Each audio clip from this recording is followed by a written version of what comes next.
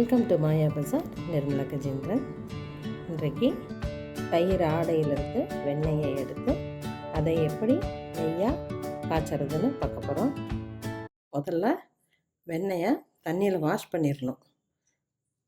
நம்ம எப்படி எடுத்தாலும் கொஞ்சம் மோர் ஒட்டிக்கிட்டு தான் இருக்கும். அதை நல்லா மறுபடியும் வாஷ் பண்ணிவிட்டு தண்ணியை வடிச்சிடலாம்.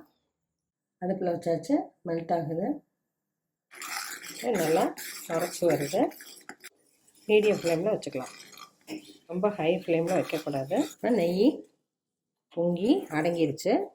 அது பொங்கி அடங்குற வரைக்கும் பக்கத்துலேயே இருக்கணும், இல்லாட்டி இந்த வெண்ணெய் பொங்கி கீழே வந்துடும். சிம்மில் வச்சு கிளறிக்கிட்டே இருக்கணும். சில பேர் பாலாடை எடுத்து வைப்பாங்க, அதில் நெய் வாசம் ரொம்ப குறைவாக தான் இருக்கும்.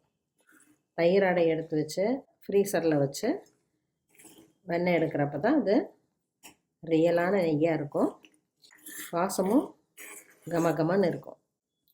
இதில் சிம்மில் வைக்கிறதுனால அப்பப்போ கிளறுனா போதும், அடி பிடிக்காது. நுரையெல்லாம் அடங்கி நெய் பிரியுது. இந்த சத்தம் அடங்கணும். சட சடன்னு கேட்குது பாருங்கள். அந்த சத்தம் எல்லாம் அடங்கி நாம் ஆஃப் பண்ணணும், இல்லாட்டி நெய் வெளியே வைக்கிறப்ப கெட்டு போயிடும். இரும்பு சட்டியில் காய்ச்சறப்ப அது தனி ருசி தான். சத்தம் குறையுது, லேசாக சவக்குது.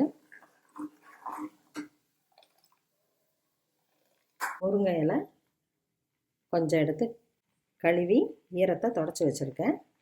இதை போட்டுடலாம்.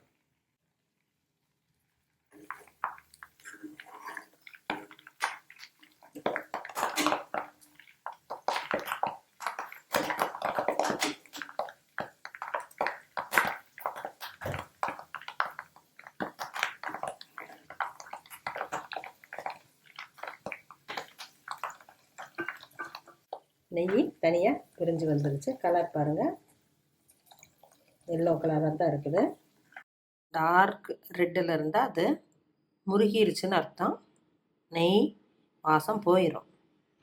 இப்போ கீரையும் நல்லா வெடிச்சிருச்சு, அதில் இருக்க தண்ணியும் வந்துருச்சு. இதை கொஞ்சம் நேரம் ஆற விட்டு நம்ம பாட்டிலில் ஊற்றி வச்சுக்கலாம். அடுப்பு ஆஃப் பண்ணிவிட்டேன். கொஞ்சம் கூட சத்தம் இல்லை. கல்லுப்பு 2 போடுறேன். இது போட்டாலும் கெடாமல் இருக்கும்பாங்க. கலரு பொன்னிறமாக இருக்குது. இது போல் நீங்கள் செஞ்சு பாருங்கள்.